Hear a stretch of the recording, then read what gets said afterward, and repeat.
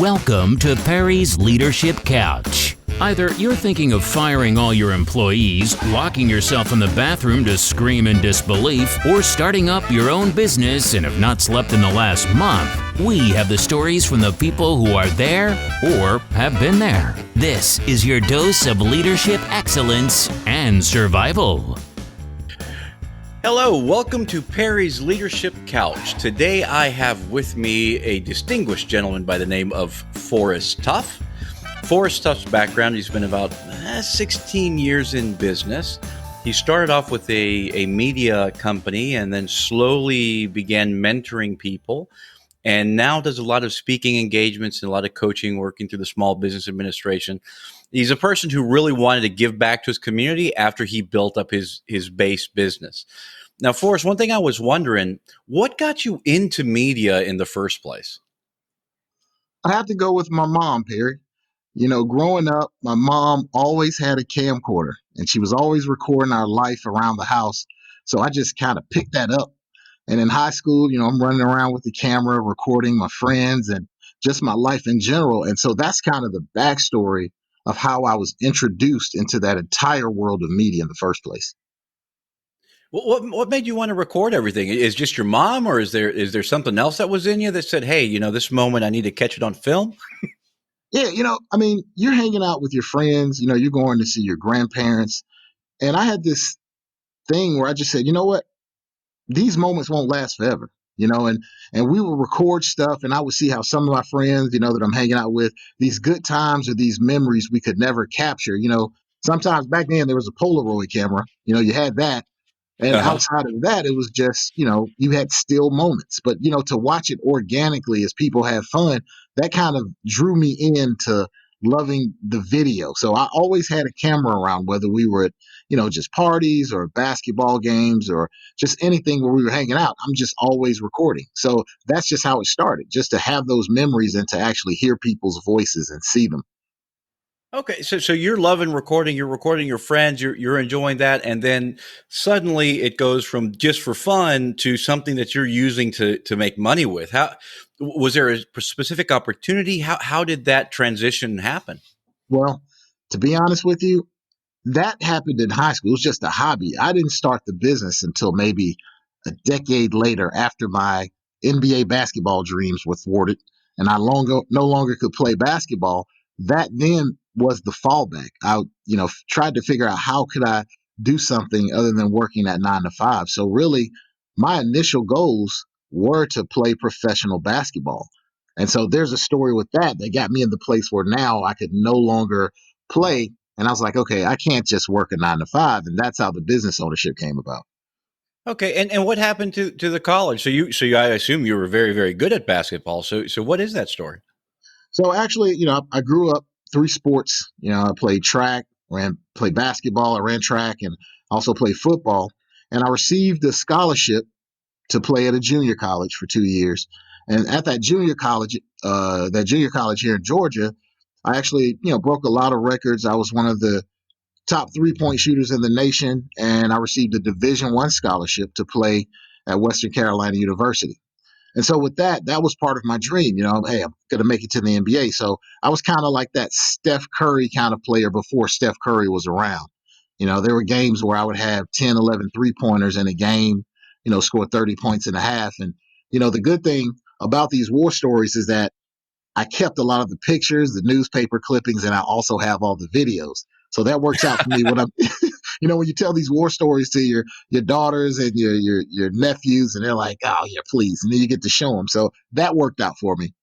But long story short, I had a career-ending injury, and I severed the nerves in my shooting finger. And so with that, Oh, yeah, it was tragic, man. And I couldn't play because my fingers were in a cast and they were bent. So the accuracy that I needed to shoot, I no longer had. And I had to figure out what's next. What am I going to do? And so for years, I kind of worked in different industries, working in management and sales and retail. And doing that, you make a lot of money for different companies. And so it eventually led to me going, how can I do this for myself? That's kind of the timeline of how I got to starting the media production company, starting out with, videoing events for people. Well, it seems like you were doing everything that you needed to do to make ends meet, but you were unsatisfied with the results. Yeah. Yeah. I mean, you talk about graduating from college, you were a star basketball player and your first job is at Foot Locker, and someone says, "Could you go get me a size 12?" And I'm sitting there and people are putting their feet in shoes and I'm thinking, "Oh, this can't be this can't be it for me." But Yeah. it was an interesting thing because it was humbling, but at the same time, I learned a skill that I hadn't honed, and that was sales. So in those moments of working in retail, I began to pick up sales and how important that was just to make things happen. And that would later on be the thing that was the catalyst for me, really growing my business. Okay. Was there any particular moment? I know a lot of us as entrepreneurs when we first start there's a moment in time where a fire gets lit under our butt. Like either it's, we talked a little bit about Andrew and them that were on the podcast before, and their moment in time was $244 in 1 year worth of work. Yeah. And I had my moment where I decided, okay, that's it. I got to try something different and do something different. Did you have a moment in time, or was it just a sum of moments? How did that look for you? I think if I could sum it up, there was a moment where I was facing homelessness, being homeless. And that scared me. That concept scared me because the ends were not meeting up. The bills were coming and I saw where the money needed to go, except I didn't have the money to cover those bills. And so I had to make some sacrifices, in moving. I had to move some stuff in storage and, rent out a couple of extended stay hotels for a little while until I could pull it together. And I think that was the moment for me that just said, "Hey, man, this is going down a dark road. You need to pull it together. You need to apply yourself, and you've got to stop wasting money in places where it's not necessary." And I think that was my aha moment. Like, all right, Forrest, it's time to buckle up. You got to pull this thing together, and figure it out. So it wasn't a specific amount of money, but it was, things were starting to go down a dark road. Yeah, I mean, I've been in an extended stay place, not the corporate kind, Yeah, and you can see some stuff there that will motivate you to get the heck out of that's that right. extended stay place. That is right, man. You're like, is this where it needs to go? Yeah, and that's it, Barry. I'll be honest with you. When you're looking around and your lifestyle is not meeting, the places where you saw yourself being, and you recognize the reason you're going down this rabbit hole is because the decisions you're making. You realize that, okay, yeah, I got a good job, I'm doing this, but at the same point in time, I'm now still trying to present this lifestyle as if, I'm living in a way that I'm not. And I think I had to really, to be honest with you, I had to do away with the facade that I had as as an athlete. And that's something Yeah. that, it's really humbling. When you're a top athlete, you have this image that you want to keep up to people, but that same image that I'm trying to uphold is the very thing that's causing me to fail. So in my moments, I had to face that fact and just go, "Hey, listen, you're not that guy. Those days are over. You've got to start over and figure it back out." So that for me was the humbling moment, but it was a come to reality moment. No, it sounds like it, and a lot of people that's a motivator. It's also something that can tumble you down into an endless depression where you start going, "This is what I want to be. This is," and you start getting grips with, "This is who I really am right now." And that gap between the two can do one of two things to you. It can light a fire under your butt to become what you want to be, or it can depress you because that gap is so big, and then you just become paralyzed and you just keep funneling down that road, and who you are deteriorates more and more.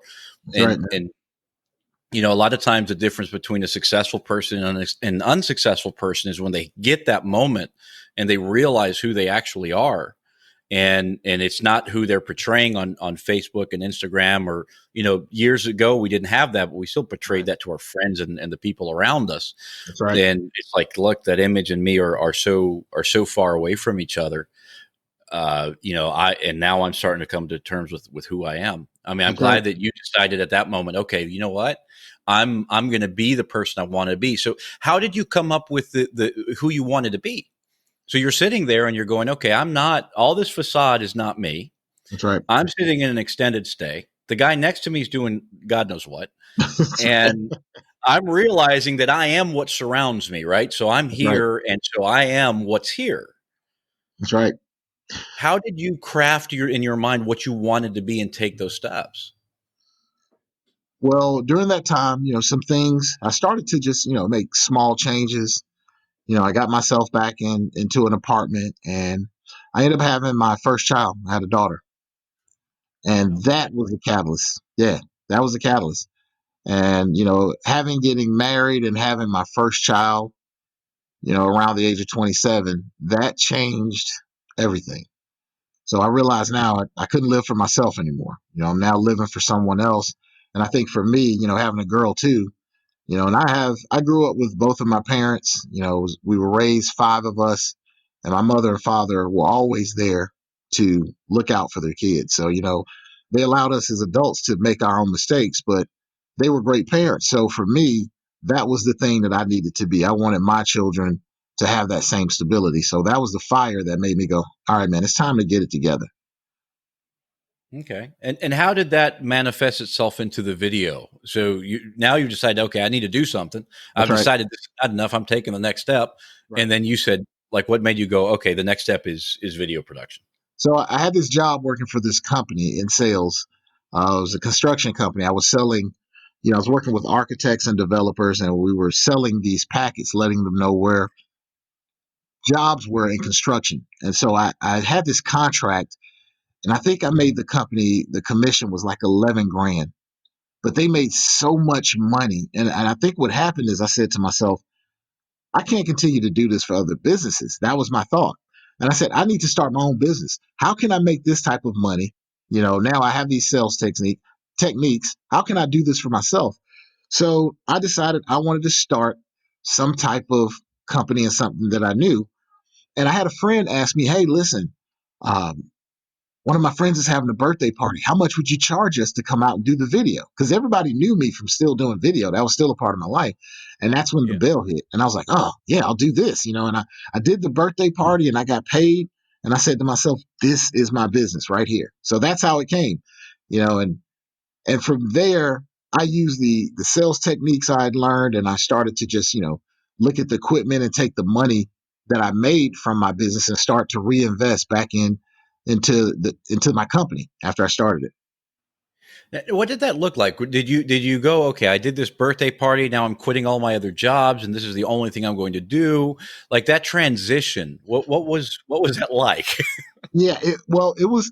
I quit my job, right, and so I'm like, okay, yeah, I'm all the way out here, but then it started to get hard again. And the reason it was so hard is because now I had more mouths to feed and I couldn't just depend on myself. So I went back. My mother and father, if I didn't mention it, they had a church.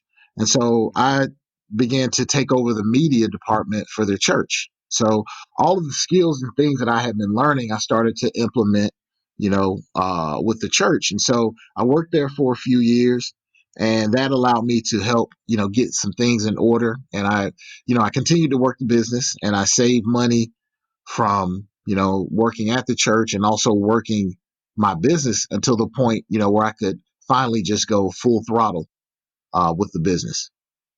So it sounds like you set yourself up in a position to where you're doing the thing that you wanted to do for your business. And then your business at first was a side hustle until it became big enough to stop being that. Exactly. It's Exactly. that's amazing. That's Yeah, amazing. because, And where are you? Go ahead. I'm sorry, go ahead, Perry. No, no, go ahead. I'm interested. Yeah, because I say, sometimes you hear, if you want something, you just got to go get it, forget everything else and leave it behind. And that was my attitude. But, you know, you have to also look at your situation, because sometimes that method can be selfish when you have others depending on you. And I'm married with a kid and their needs, and at the time I couldn't be in a position to where they're waiting, because in entrepreneurship, man, there can be some nice checks and then there can be some lulls. I Mhm. I think entrepreneurship is like seasons. There's winter, spring, summer, fall. And during winter, oh my God, it's like there is nothing happening, but you still have to eat. So I had to find a way to get that going until I could have a more consistent base of clients. Hmm. Hmm. Yeah.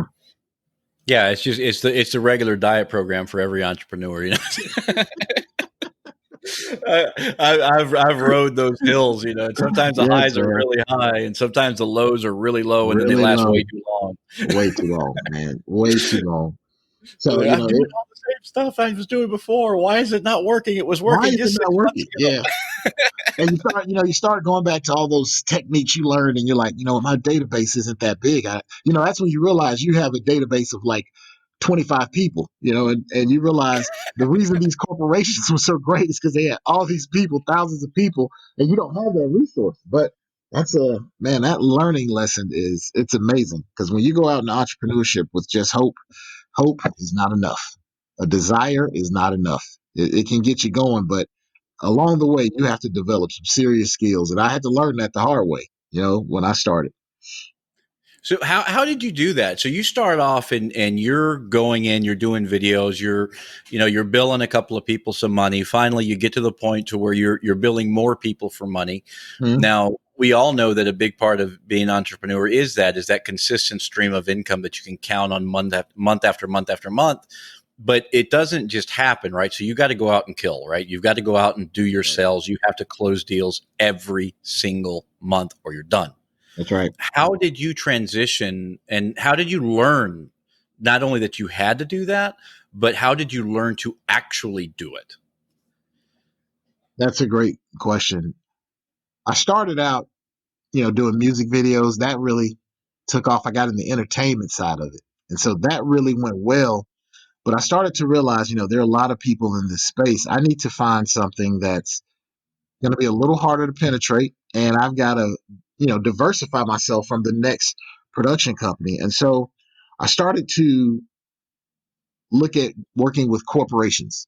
And so I was like, I don't have any corporate friends that I could pull on that could just, hey, how do you bid on this job? So some corporations that I would go to, I would just tell them, hey, you having this big event, I'd like to offer our production services for free. We'd like to cover this event. I put together a great proposal, let them know what we had. And I said, I'd like to have the opportunity to earn your business. And so I started off with the company called the Woodruff Art Center. And we covered this huge event that they did in partnership with Target.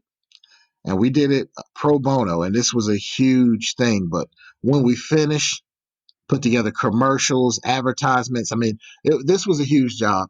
And what ended up happening is that they got all the products that we did for them. And that's how I had my first break into that nonprofit corporate arena, because they partnered with Coca-Cola and many other corporations. And once we started working with them, they started to pass our name around. And that's how I got my break into more consistent checks for my business. So basically you went off and did a pro bono shoot Yeah. and did a good job and showed them that you're trustworthy and that you do good work. And then Right. they spread the word for you because they had the contacts that you didn't.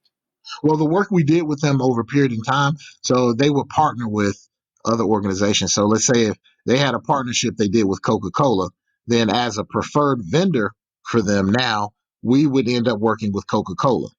And so now that would spill over into us getting a contract now with Coke and working with some of their partners. And they're on. So that word of mouth, in a sense, working with these organizations is how it spread. And so from there, I started to get more accustomed to how do I bid on projects and how do I get my company in front of other people. So over that process of time and working with them, and you know how it is when you're in business and you get a relationship with people, they'll start to give you tips if you ask. Hey, so how do you get in the front office? How do you get past the gatekeeper? Blah, blah, blah. And they'll start to tell you. And that's how things started to organically grow. It was like, wow, man, it's really important that it's not just what you know, it really is who you know that can open some of these doors for you. Yeah, I mean, you'd almost argue that who you know is more important because Yeah. as you go through, I don't know if this has been the case for you, but as Yeah. I went through business, this is what I've come to the conclusion of so far. There's a lot of people that can execute well. There's very few people that can get clients. It's true. That is so true, man. That is so And true, and it's just one of these things, as in you have these ideals that everything's going to work out. You're a people person, but sometimes it's the minutia of how you do it. But really knowing key people is the thing. And for me, in my walks, the success that I've had has come from other people who just put me in a position just by being in a certain place. And I really would like to take credit for so much of it. I think, I'll do my part, but at the end of the day, it's really people that can get you in front of others, because when I was doing it my way and I did it my way, man, there was some hard times, and that's just the reality of these situations is that you have to be in the business of knowing people if you really want to try to grow your business. That's just my personal take. yeah, I think that a lot of people who go from working in a front office and going to entrepreneurship get a really big wake up call when it comes to that, because you go in and doing leadership consulting inside of businesses, you see, you know that old saying, I don't come here to make friends, I come here to do a job. That's right. And it's like, yep, That's that's right. why you'll never be a supervisor, you're never going to be in management, you'll never be an entrepreneur, That's right. because they need to be able to trust you, and trusting you is obviously has to do with the good work that you do, but Yeah. trusting you has to do with their personal relationship with you. And if they think if they don't want to deal with you, they'll find somebody else that can do that job just as well as you can, but they want to That's right. deal with. That's right. And a lot of us don't, we forget this is a capitalist market. They have choices. They do. And better yet, let's just say, Perry, you're putting on a contract and you got this big contract and you're outsourcing it. One thing that entrepreneurs have to realize is that they have people that they have to impress also. So Mhm. deadlines, it means everything, because if you tell the people that are giving you this huge contract, yeah, we'll have this spec to you by Tuesday, and then I come and say, hey, we won't have it by Friday, you're like, hey, dude, you're making me look bad. You're actually playing around with my resources. So it's big that you can meet deadlines and be a person of your word, especially when you're a startup or you're a small entrepreneurship and you don't have big names behind you. The only thing that matters is your word, and you have to make sure that that becomes a staple, to continue to get business. In my experience, that's what it's been, just making sure that making the people you work with look great. You couldn't say it better. Yeah. It's when people are in a career and they're not entrepreneurs, they Yeah. want to get promoted. That's That's just right. part of what they want to do. You want to get promoted, you want to get the better salary, you want to get recognition for making good decisions. And as they get older and more experienced, they start having a smaller group of people that they're willing to work with. That's right. And they work with those people because they know and they trust those people. To Mhm. be in that circle, you have to be selfless, and not selfless as in you don't charge what you deserve, because that's just silly. Yeah. You're worth a certain amount of money, you charge that and maybe a little bit more. But your intentions always has to be, I want to do the best possible job that benefits the end client. Right. And That's if right. he's looking for a promotion, and I do this in consulting too, I'll flat out tell him, I'll say, look, what do you need to get promoted? Let's work on that, Yeah. because that's really what you want. You want to Right. get promoted. That's So right. I'm going to teach leadership in here. I'm going to teach you how to get yourself promoted, because that's your goal, and talking about anything else isn't going to be interesting to you. So Yeah. let's do that. And with your business, it seems like you understood that with the video and the work that you're doing with people. That your Right. job is to make them look good, make that decision that they made to work with you look good, so they make it again. Exactly. And that's all a part of the customer experience, because that background in retail, I knew that customer service, I'm pulling from these old, these things that I learned, the customer, we learned in retail, the customer was always right. Well, there's a stipulation, but at the end of the day, hey, if they walk out happy and, the company benefits or something, that's going to be the catalyst of repeat business and word of mouth. So yeah, it's important, even to your words. I like the way you say it. Hey, how can I help you? What do you need to do to get this promotion? That was my thought process entering a project. What can we do to make them look great so that they depend on us to provide them this service? They're like, you know what? No other company hits these deadlines like we do, or has a communication and makes it so easy for us to do what we need to do without that fuss. So that was just one of the things that, I was hoping to make happen with our business. And, over time, you do it consistently enough. And I tell people, play the long game. A lot of times I meet a lot of entrepreneurs, they want to play the short game. They want it quick, fast, in a hurry. And I'm like, you know what, man, this is a process. So you gotta, be in the process, because it may take some time. Some people, they'll have an idea and it'll just blow up and they'll get rich, in a year, a week. But that wasn't the nature of the way my first business started. So I just enjoyed the process and made sure I took care of the client. Yeah, anything that blows up fast can deflate very fast. Also, Yeah. yeah, I've had Yeah. talks. There's these thing called EPC companies, so engineering, procurement, and construction. So it's a little Hmm. bit in my lane, and basically they build things. And inside of one of the companies, the rolling joke was, we don't finish projects, we abandon them. And the reason is at the end they just concede to the client, okay, look, we'll give you $1 million off the bill. That's right. You fix all of these final mistakes that you didn't like, but just please let us go. Hmm. And a lot of the building that goes on, power plant stuff like that, ends like that. And that's that's the kind of a mentality of a transactional thought process. I'm going to transact with you one time. You're probably not going to hire me again. These are big projects. People Right. don't tend to do them over and over. And Exactly. you've looked at the long term, where it's like, I need a relationship with you first, Hmm. and then everything else comes. So let's bring it to the reverse now.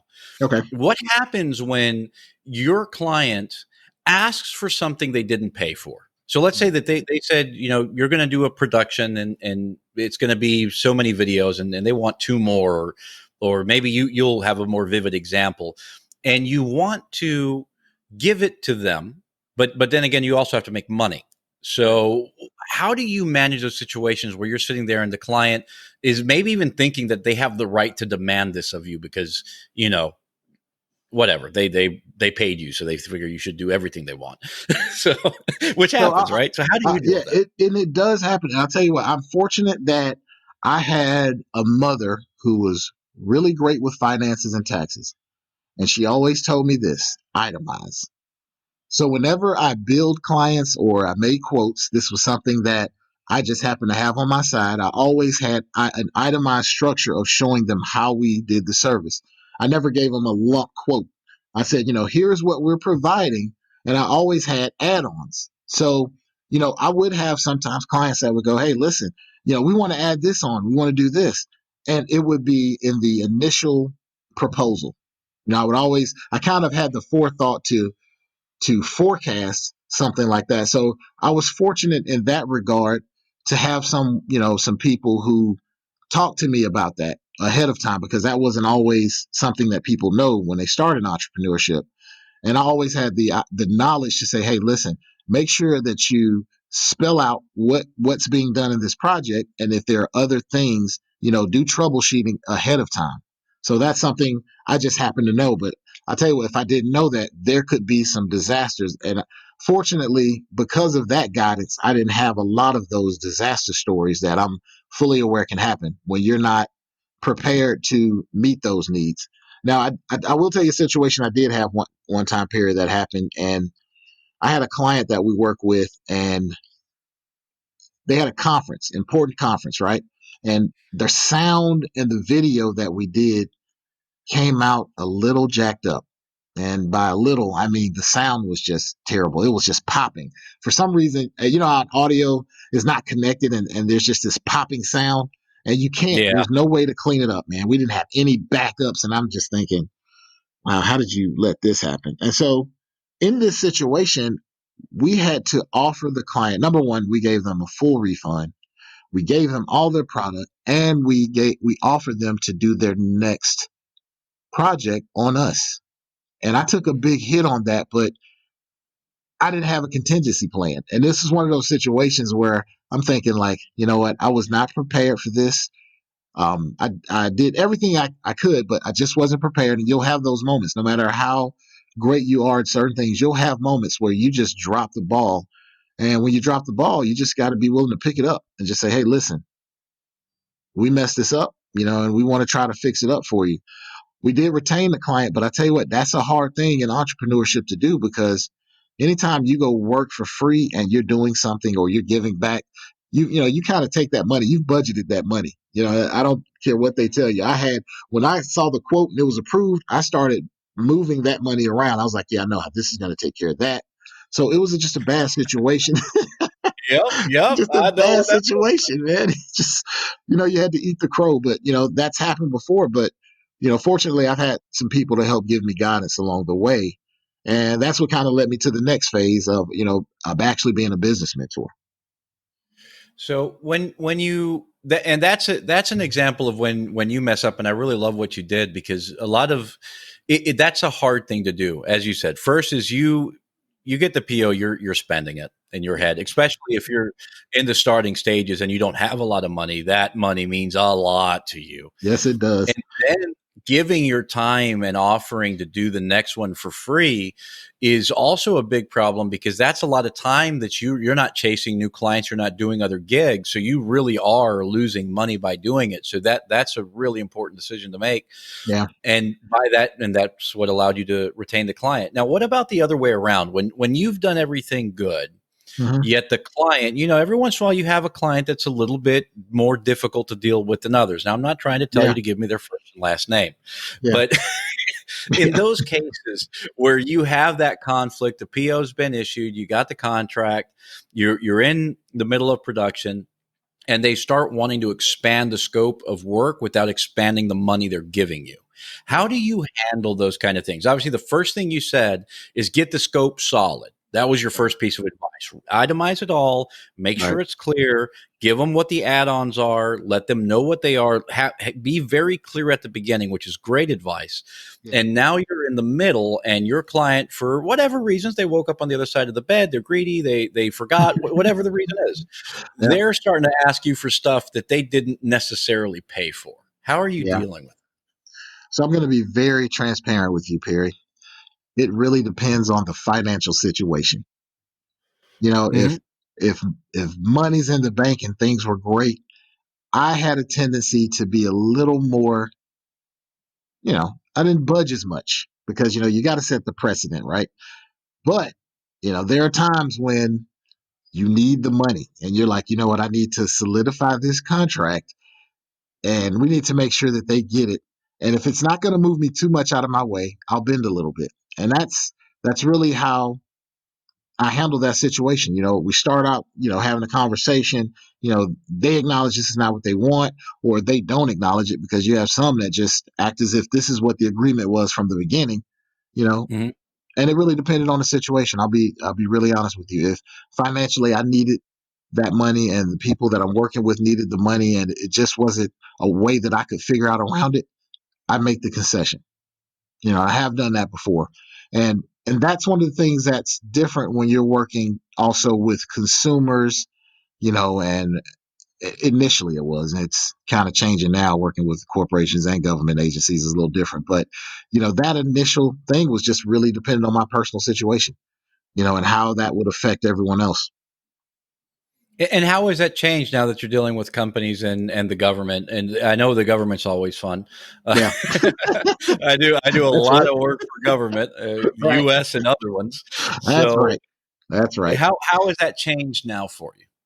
Well, so things have changed working with government agencies over time. I've been working with them now probably about 6 or 7 years, but you have to be a little more flexible. And I think that's one of the things I've just had to learn overall, if I could put it in a nutshell, is you have to have a level of flexibility depending upon what is this going to cost me to do it. Sometimes you can make changes in my line of work that may not cost you a lot, but what's the reputation you want to have in terms of, are you going to be that company that's known for, getting pushed aside to do certain things and not, get more. So I don't deal with that as much in certain regards, but starting off, when you're really trying to make a name for yourself, and I'll tell every entrepreneur, you have to kind of judge this for yourself. There is no point in time that anyone can pinpoint that says, hey, you're at this place.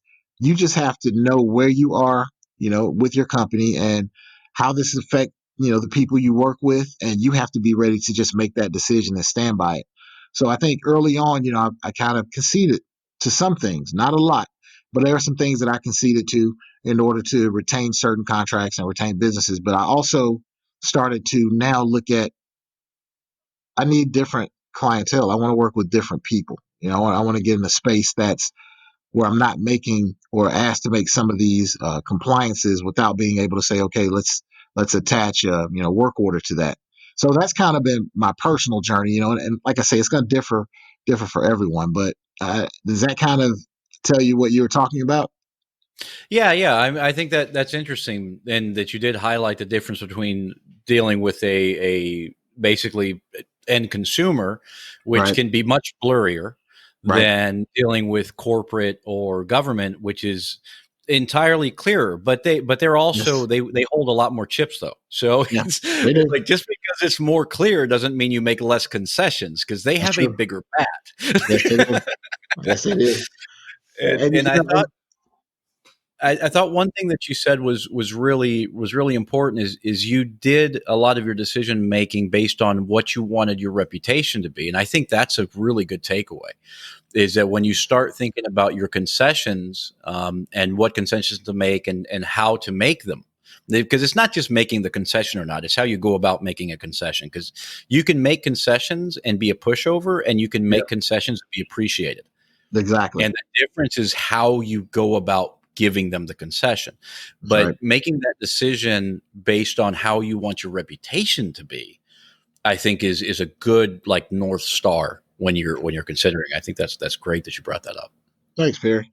And these are hard decisions because when you're the person at the top, and everything's going to come down to you and how it's done. You have to make that decision, but you have to also deal with the repercussion if it doesn't turn out right. You think it over in your head. You're like, yeah, it's going to go this way. I think it'll be great. And if it goes south, you have to live with that also. And what's the backlash from that? So like you say, these decisions don't come lightly, but it's a part of entrepreneurship. And I think it's a part of not just wanting to own a business, but striving to have a successful business. When you look to have something successful that maybe you can pass on to your children, if that's the case, or sell it, or whatever you want to do, you have to establish something that makes it worthwhile. It has to have something behind it, because companies like McDonald's and Coca-Cola, Target, these large corporations, they started out with something similar. And you have to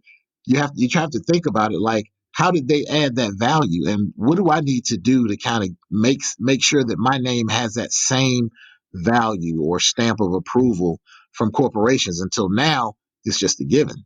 When people say, hey, we're working with this company, they're like, hey, we know what it is because you've done that over time. So, that's all something I've always had in the back of my mind as I thought about decisions on how I did things. Now, Forrest, I don't want the people who are listening to go, "Oh, he's just talking."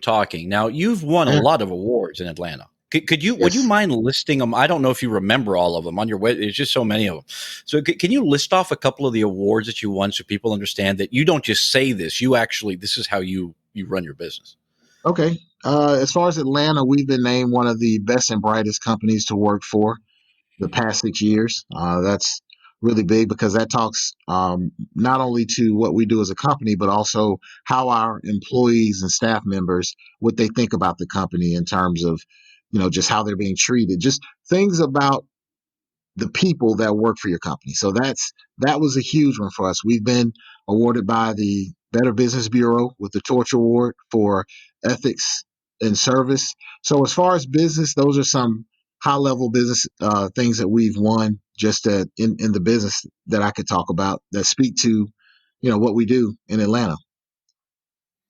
Yeah, that's absolutely amazing. And I wanted you to say that because if somebody's listening to this podcast, I want them to understand that you're not just, this isn't just lip service coming from you. This is something that you live day in and day out, and you've done it so well that you've actually been recognized by a, a, a, a city Yeah, for what you've yeah, been doing. So it's not just two guys writing you a recommendation letter; it's the city going, right. "Look, this place is a great place to work for," and also the Better Business Bureau saying that you are an ethical person, and that you engage in good business practices. So Yeah, that's great. And also, something that you brought up, you've transitioned now that you've had this business for so long.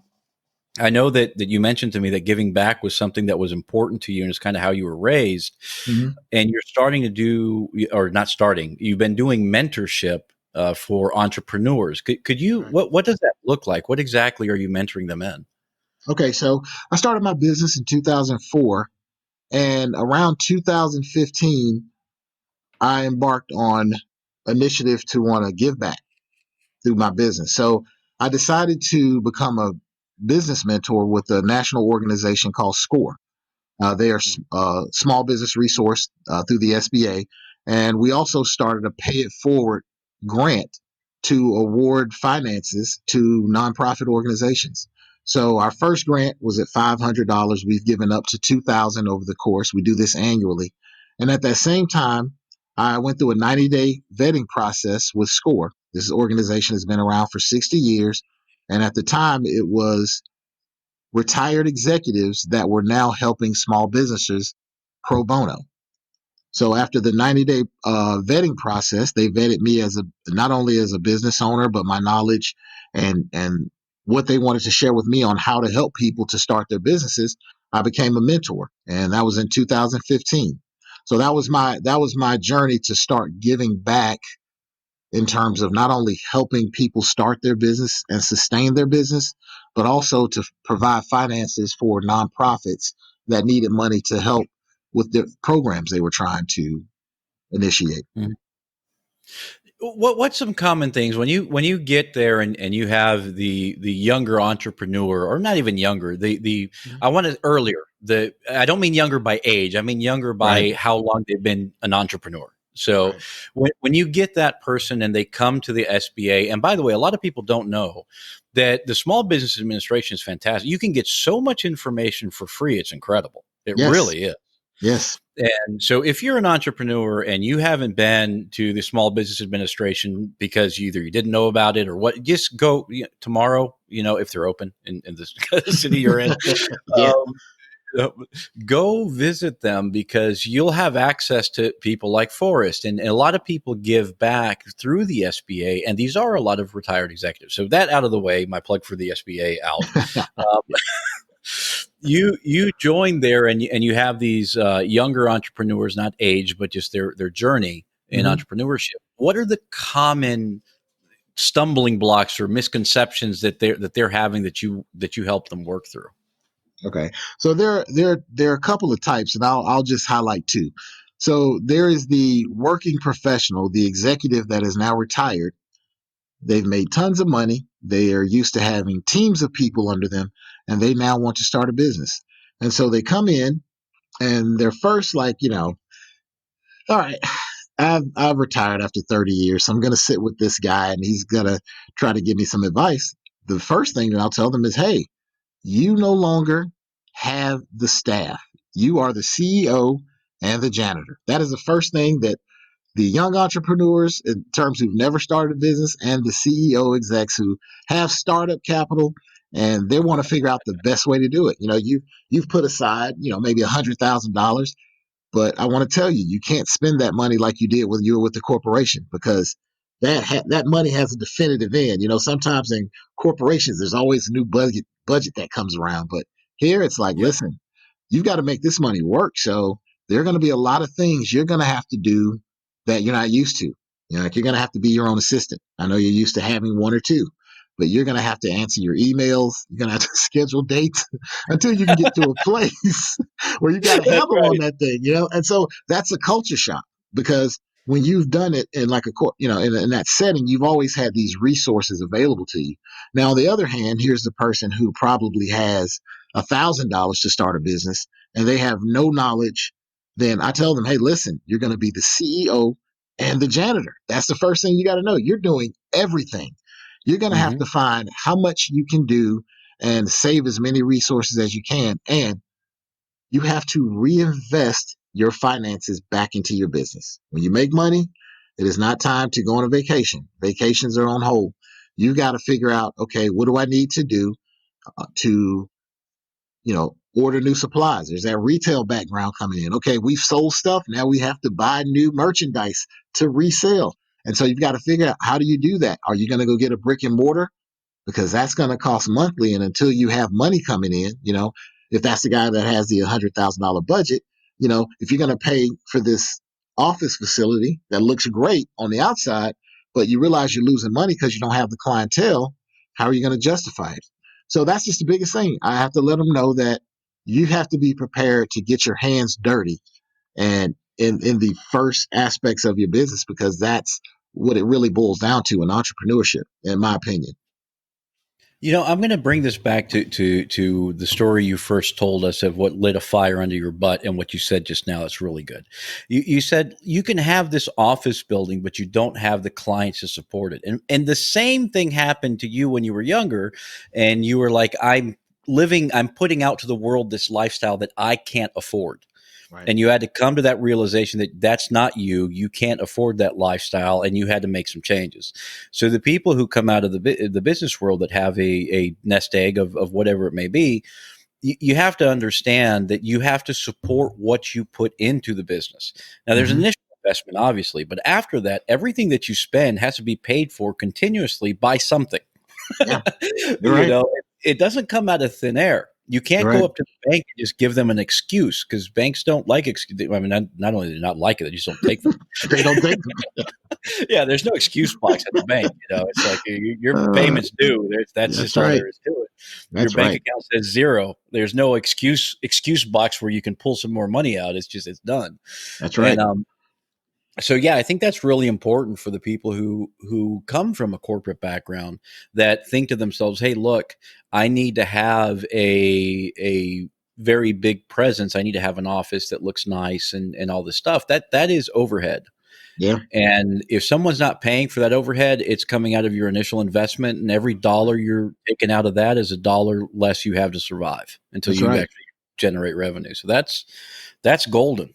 Yeah, That's I mean, golden. because the image thing it doesn't stop with whether you're young or whether you're middle aged. I mean, it really is something that is prevalent in most of our lives. And even when you're at a certain status and you're retired and you're starting it, a lot of times your peer group are the people that you want to talk with. And initially, I know that we'll talk with family and friends, but for those who've been in business a little longer and they've been successful in their company and they've managed teams of 80 people or teams around the country, it's a humbling experience when you don't have those teams. And you try to justify in your mind, like, how am I meeting with someone who hasn't worked with the level of people I have, and they haven't, seen the numbers. I've been all around the country, and that to me that can be the hardest thing for a new entrepreneur that has had major success in a corporate world, is to realize that that world is not the reality.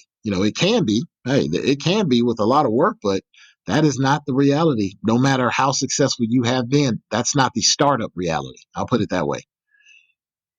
You know? Yeah, that goes into servant leadership, actually, and that's something that I had to deal with, and I deal with it actually fairly well, because I just it doesn't matter to me so much anymore. I think that just over the years, things have changed in my head as far as the way that I see the world.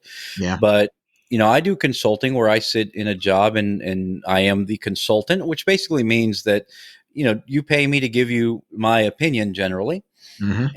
and that's what I do. And I don't make any of the decisions. And sometimes I have to watch my client go down and find his potholes. Maybe you pointed out 2 or 3 times, like, big pothole there, and they're like, "Nah, I like this road." And you're like, "Okay, well, what I'll do is I'll just carry a spare tire with me," because that's what you do as a That's right. consultant. Is you're like, "I'll tell you about the pothole, and then if you refuse to listen about the pothole, what I'll do is I'll just make sure I have a pair of spare tire, because I know you're going to hit it. That's And when right. you hit it, I'll just put that spare tire on. And this is why you love me, because I let you do those things. But I always have a parachute for you just in case." But when That's you all. used to be the general manager somewhere, and you were the final decision maker, you had the P&L responsibility, and you had that Hmm. staff, and then you go into another environment, and you're somebody who they pay to listen to, which doesn't mean that they're going to listen to you. It just means that they figure you might have something good to say, and they could just ignore you for a year. Exactly. I've seen it happen. Yeah. But getting that transition and that humility, you're like, I used to be. And it's like, okay, first of all, you are never what your job title was. Right. Like, it came with That's right. benefits.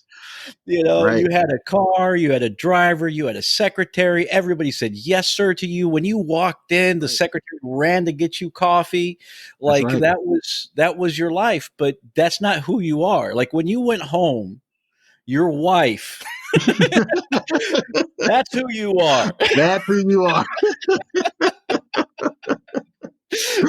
That's who Your you whole are. office thing, that's not who you are. So when you go to the next client, just remember who you really are, Right. and that might help you deal with your adjustment issues, which Oh, you'll have. that's funny. Yeah. That's funny. And I'm sure you've been through that, right? I mean, you Oh yeah. started doing videos, and I have no doubt that as your company succeeded, you started thinking that maybe your poop smelt a little bit better, Oh yeah. and Yeah. but you have a daughter, so I'm sure she kept you grounded. Yeah, well, I have three daughters, so I'm very grounded there. Wow. Three daughters. Yeah. What do they do to you to keep you grounded? All right. So, and here's the dynamic. I have two in college, and I have one that's seven. All right. Mhm. The two that are in college, they've been with me, they've seen the ups and downs, and now they're seeing the daylight. So it's just one of those things where they just say, "You're always dad." Right? You're dad. No matter who I could think, I feel like I've accomplished this or I've done that. Your dad, so it's a great thing because they've seen some of that struggle and they can always remind you, remember this, yeah, remember that, and it keeps you humble, And I think having a 7-year old keeps me hungry because now I have to make sure, you know, I keep it going again, Terry. I cannot rest on my laurels. So it's Oh. just, I think having girls, man, was a godsend for me because I Mhm. needed that motivation. I needed those eyes looking at me, going, you know what, we're depending on you, and I think I needed that for me at a certain place in my life. So that's just been a great thing for me, and I think for what I've attempted to accomplish in life, they've helped me to stay grounded, but to also have a certain level of ambition, because I always want them to see it too. I want to be a model for them in terms of being a man. What type of men are you interested in? Somebody that has a certain level of ambition, but humility, and also, and that giving back piece is the thing that I think really helped solidify that humble attitude of, what, you're not really anything. Like you say, you're not the job, you're just the person. Like you said, it doesn't matter. Even as an entrepreneur, you reach a certain status, you get some magazine articles and you get some awards, you can start to think that that defines you. But at the end of the day, when you get home, your wife helps you to remember, hey, That's where the laundry hamper is. What are that's you where it doing is. throwing that on the floor? That's right. That is right. Oh wow, yeah. So, going back to the awards you got of setting up the people who work at your company being named, you said the best company to work for 6 years in a row, right? Is what you said? Yes. Yeah, Atlanta's best and brightest. Yep. Okay, so walk me through what have you done in your company that is different from all the people who didn't win that award? So what they have, actually they have, it's called the 101 best and brightest companies to work for in Atlanta. And so for me, this was so great because Atlanta's a big market. Atlanta's not only is it a huge market for corporate Fortune 500 and 100 companies, it's big in the entertainment sphere. So for my company, we're walking in those lanes. We're working with the corporate and government agencies, but we're also working with the entertainment companies. So to have the staff recognize that, not only are they happy with where they work, but they're happy with how we do business, that says a lot in terms of the people that do business with you, because that's a very small list for all the corporations here. So when people or organizations look to that and they're like, hey, you've been listed in this and this is a consistent thing, they see that you have a certain level of excellence that you want to keep up with. And, it may not happen every year, but the fact is, the fact that you're striving for standards, that's something we use, in our sales pitches or when we're talking, something we let them know that, hey, it does matter how organizations see us and how you see us, because we want to make sure that your reputation is intact by the people you're doing business with. So for me, that's why that's been so huge, is because we use that to tell them about our reputation, how that's going to be intact, and the synergy with your organization and doing business together. Yeah, and you sit in the chair that kind of sets the tone. And now, granted, depending on the size of the organization, you could have a great owner or general manager, and the tone could get distorted somewhere three levels down the line. Yeah. But you set the tone. What are you doing to set the tone to where people actually wake up Monday morning and are not going, oh, damn, I got to go into the office again? Because you're not going to make it on the list if most of your employees wake up in the morning and think, I Yeah. just would rather do anything. Do Right. I have a dentist appointment I can go to with no anesthesia? Uh, Hmm. so, Well, what have you done to set that tone? we are 100% virtual. I mean, I was ahead of this curve before COVID hit, so that was a great thing. I use virtual offices. If we need to meet together, we can meet anywhere in the U.S. We don't have a brick and mortar office. We basically everybody has the flexibility to work from their home. Their home is their office, or if we need to meet in one of our virtual offices, that's fine, because it's just the clientele are younger. I mean, not the clientele, but the staff are younger. They're cutting edge, and some of them are older for the management piece. But that's one of the things we just had to be very flexible in our thinking and how we go about our daily operations. And so, working in different sectors, it's just one of those things when you have, in the entertainment sector, sometimes we need that young, vibrant energy.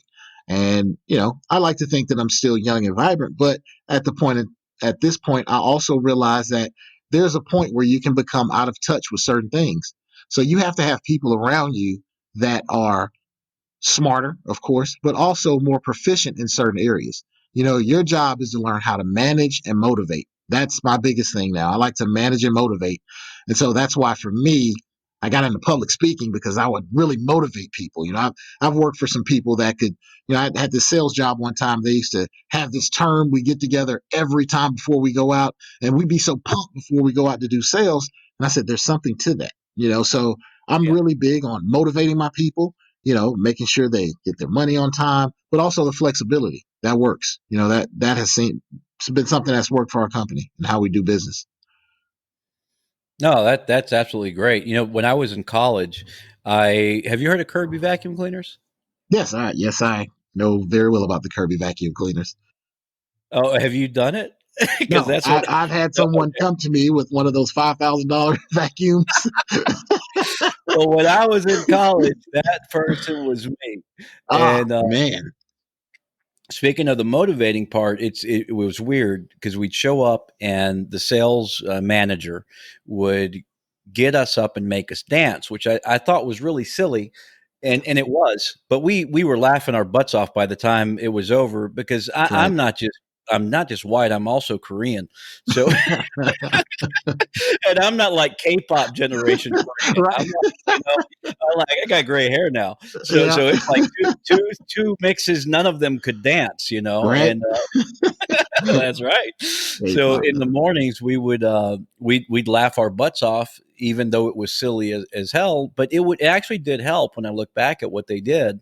Yeah, I'm not saying that people should grab their workforce and make them dance in the morning. That's not what I'm saying. yeah, I'm yeah. saying that there is something to as soon as they arrived, get them going, get the juices flowing, especially Hmm. in sales. Go out with the right mindset, the right attitude, because when you're doing Kirby door to door, you know, Wow. You are a beast, Perry, because I mean, you're telling someone, listen, this vacuum's thousands of dollars and you need it. And I just walked up to your door. And when you get them to buy it, that was amazing. So kudos to yeah. you, man. That's Hey, I was number wow. one in sales. Wow. We That had the is, Coca yeah. Cola trick, the Ah, encyclopedia trick. We had all kinds of tricks to get in your house. yeah. And That's again, awesome. it was a different world. They still open. I mean, now I don't know. I guess people are Yeah. more guarded. Yeah. You're a random knock. You're like, okay, that's we're not gonna open that. But no, you're right. That was a different day, and but even still, that was a technique that was amazing to me. And I always was in awe for people that did that because I just didn't have the brass to try that. So if you did that and you were top in sales, man, geez, there's nothing but Yeah, success in the future. If you can take that and apply it, you're winning, Perry. You're winning. yeah. Yeah, I think it definitely helped me along the way a little bit, but Yeah, I remember those days with rosy colored glasses. So when I was doing it, yeah. it wasn't so much fun. Wow, wow, wow. So it's interesting, like you say, in that piece, that motivational piece. I'm actually mentoring. I'm working with businesses, and now I'm doing workshops. So we have more people coming to workshops, and I'm looking out and I see 100 people that have paid to come to a workshop, and I'm thinking to myself, okay, I'm actually getting pretty good at this. Mhm. But I have to realize I'm actually talking about scores information. I'm helping them with scores information. Once again, I'm in that bubble of an organization that has a tried and true system, and I'm sharing with others how to make it work. But that also led me to, want to get into public speaking. And so that's where I evolved, and I went down the road of joining Toastmasters to become better, a more proficient leader and speaker, because it's a great organization for both. They have modules to teach you not only how to become a better communicator, but also on they have different leadership modules to teach you how to become a better leader. And that has been so beneficial to me as a business owner, working in a space as a mentor where I work with other business owners that I get free advice and I'm able to constantly work with people and troubleshoot. And I could troubleshoot with a client and help myself, because I'm working with Yeah. them. And then I get in this program that's now giving me new leadership skills because, you've been a leader for so long, your style becomes a little antiquated and you don't know it. You're just thinking, hey, I'm a leader. I'm making this thing work. But people are going, hey, that's not that style doesn't work anymore. So learning these new set of leadership skills has been great. That's great, and I imagine that now that you're in part of scores, and this conversation, I think for people listening is a great example. When you have people who have been in leadership or been entrepreneurs, we all have different experiences, and so you have these exchanges, kind of like our conversation, which is one of the reasons I was excited to talk to you, and even before the podcast, I was enjoying our conversation because you can learn so much. I mean, we've been through the different paths to the same goal, Right. and everybody takes a journey, just learns just little tidbits different than you, and being able to be around more of them gives you some really interesting insights that must in some way, I guess, how does that inform your speaking and your mentoring, the fact that you do have that the people in score circling you, the people at Toastmasters, which again I think is also an excellent organization, Mm-hmm. circling you. Well, as far as score is concerned, I'm with tons of entrepreneurs, and if I have a question, I get to sit in on mentoring sessions with them and hear them mentor different clients. I remember when I first wanted to start working with the government, there's a guy who had been working with the government for 30 years, and we were at a banquet at the end of the year. And, we were just having a conversation. He said, hey, let me see your business card. And I pulled out this business card, and at the time, the business card, it was kind of built more around that entertainment industry because I was really hitting that market. And he said, you know what? This is atrocious. And that's exactly how he said it. Now, yeah, it took me back, That but I had to loving and caring mentorship. that loving and caring, but he was a straight shooter. And I Mhm. needed him for me.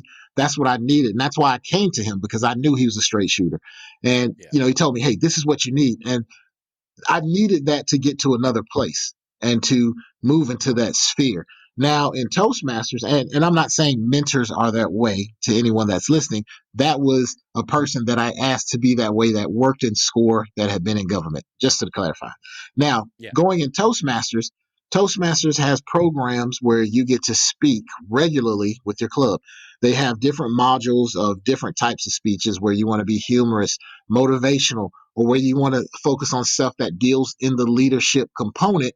And you get to do this on a weekly, bi-weekly, or monthly basis amongst a safe environment. So in your club environment, everyone cheers you on. No matter how bad your speech is, they'll cheer you on.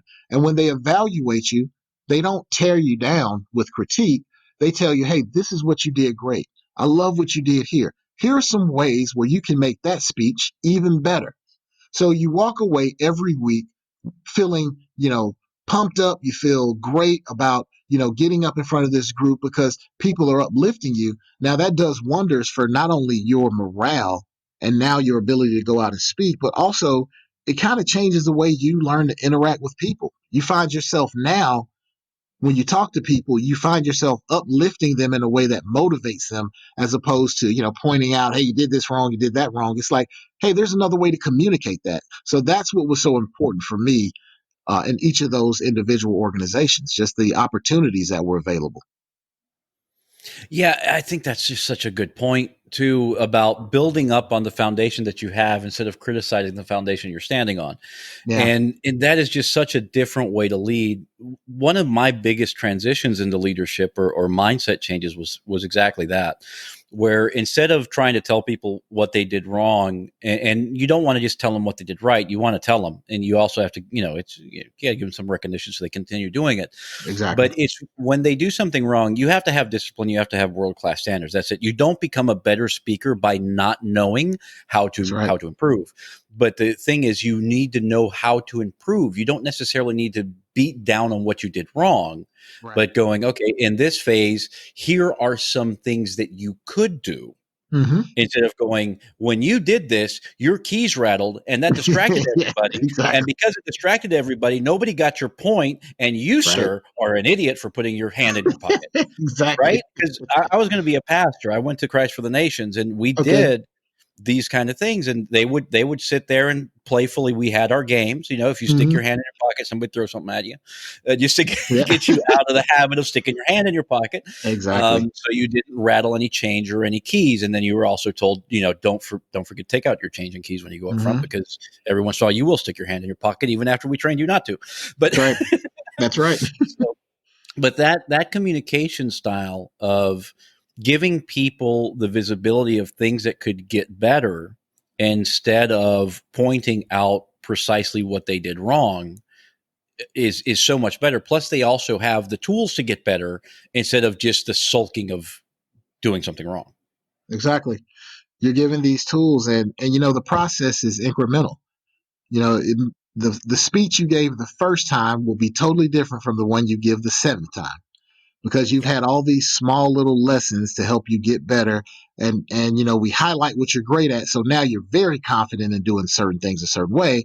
But if you fidget, or like you say, if you put your hands in your pocket, you're more aware of it. And that's the thing, it's the awareness. That part is what's so great about that program, is that it allows you to become totally aware of things on your own. You organically, yeah, I remember they said, I did it, I got to make sure I don't do it. And as you move into professional speaking, as you cross that barrier from doing talks with your club to now doing free talks to now you're getting paid to do talks, you realize that all those lessons are appropriate, because they helped you to get to a place where now you find out who you are, because that's really what it is. As a speaker, you have to be yourself. You can have all these different things that you've learned, but people ultimately, and I always go back to retail, I was always taught, people buy you. No matter what you sell, people are actually buying the person that sold it to them. So, in my philosophy, even as a now professional speaker, people buy into what you're giving them, and it has to be authentic. It has to come from a place that's your experience, or from things you've learned, or from things that you've learned that have organically become a part of your life, because that's, to me, is what helps other people grow in certain areas. They can identify, even though, you talk to someone who's from Germany, they've never experienced things exactly the way you have, as myself, as an African American male in America, but there's Mm-hmm. a certain level of experience, the story of, hey, we overcame that challenge to get to, we jumped that hurdle and we can get here. And I think those are the things that resonate with people in general as a whole, just learning how to communicate. So the biggest thing for me as a leader and a speaker is learning not only how to communicate with people, but communicate something where there's a takeaway, where they feel like, that's something I can identify with, that resonates, and I can use that and apply that in my life. Yeah. So basically, it seems like at the end of whatever speech that you're giving, whatever they brought you in for, you want them to be able to turn it into something actionable. Does that sound about right? That's it. Empowering people to affect change. That's my slogan as a speaker. Beautiful. That works. So when you went into how long ago did you join Toastmasters? I joined in 2017. 2017. So you Yeah. by then you had a fairly successful company. You were making some decent money, and Yes. then you joined Toastmasters. And as any speaker, now I'm not a professional speaker, but I've been through a little bit of it. Again, I was going to be a pastor, so I'd been through a little bit of that wheel. Oh yeah. Uh, when you first do it, you really suck. So how did you take that when you when you Oh joined Toastmasters? yeah. You're coming from a position of I'm a successful business owner, and you're going into a skill set that you simply do not necessarily possess. Right. And you're going to have to develop this skill set, and that's it goes back to the entrepreneur that comes to you that you should be an executive. They're coming to a skill set they may not possess.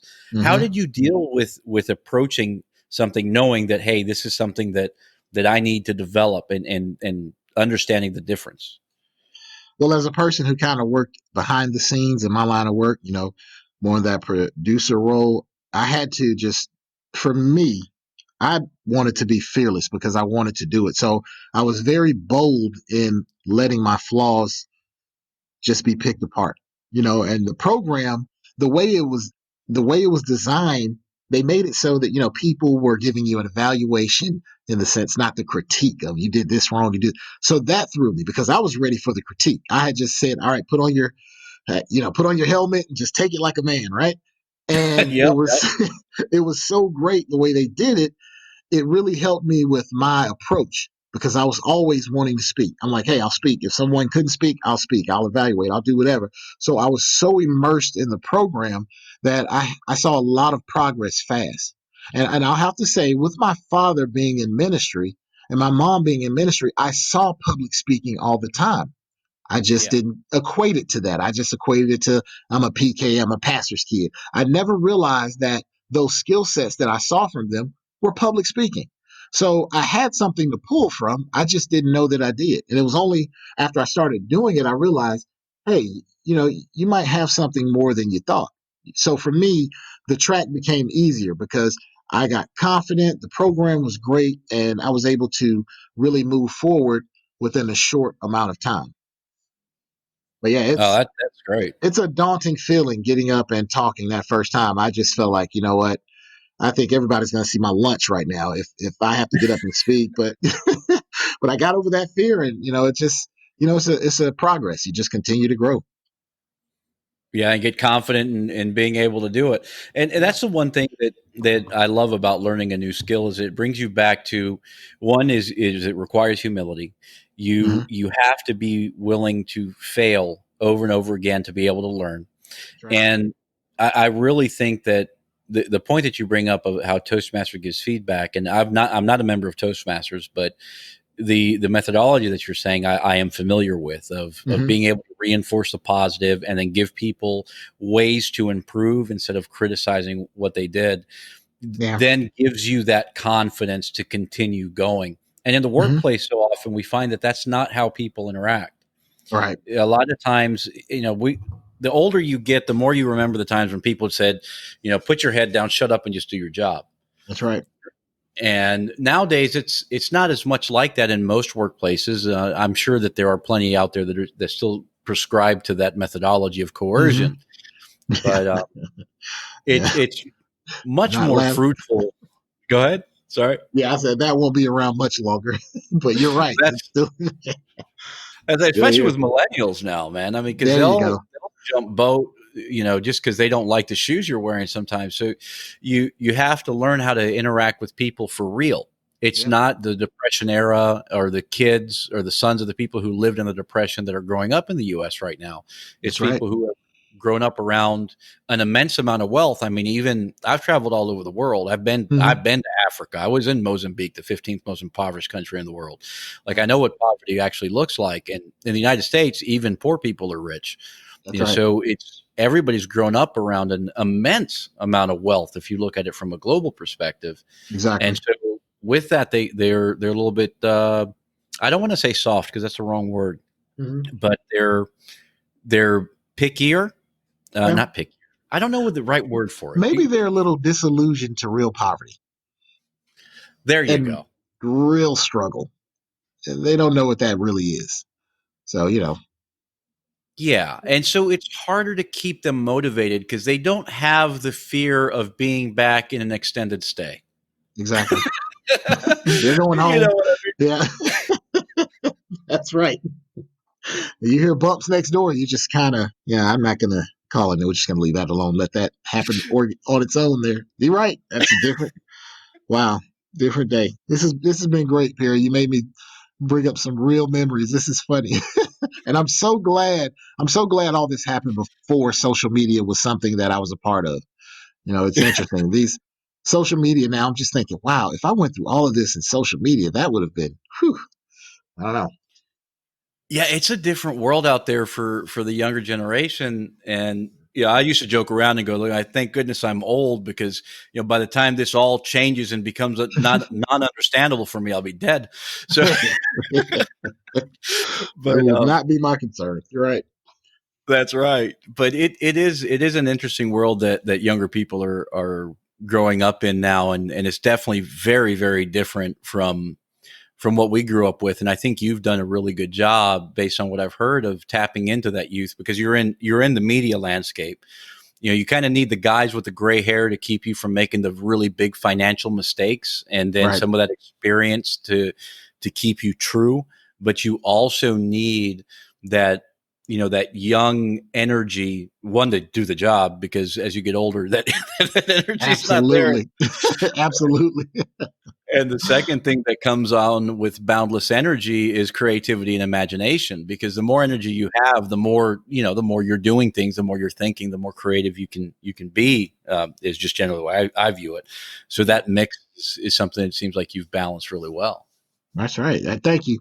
And it's always just some great advice I received is just always learn. Always be open to learn. Especially if you want to stay in this space. And whatever you want to do, just always be in a position to learn, because you can learn something from anybody. Depending on what it is. And the moment you shut yourself off, you stop growing and you become a fossil. That's true. Toast to the future fossils. Yes. All right, Forrest, I've kept you beyond the hour, so I want to give you your time back. But first off, I want to thank you for being on the podcast. It was great talking to you, and I'd love to have you on again in the future. I mean, this was a great introduction of who you are and kind of your what you've been doing in your life. And we didn't get really deep into any particular subject. So in the future, if you want to come back on and there's a particular thing that you want to do, and I know you have the experience to do it, right? If we want to have a conversation like a really deep dive into specific things, I'd love to have you to have that type of conversation again. And plus, it'd be good hearing from you. Perry, it's been a pleasure also. Thank you. I will take that deep dive. I will dig deeper into the closet and we'll share with people so they'll really know what it takes to live, to survive. We can call it survival. That'll be the podcast. Just, That's because, right. yeah. But no, thank you. It's been great talking to you, and I really appreciate the opportunity to be on your podcast.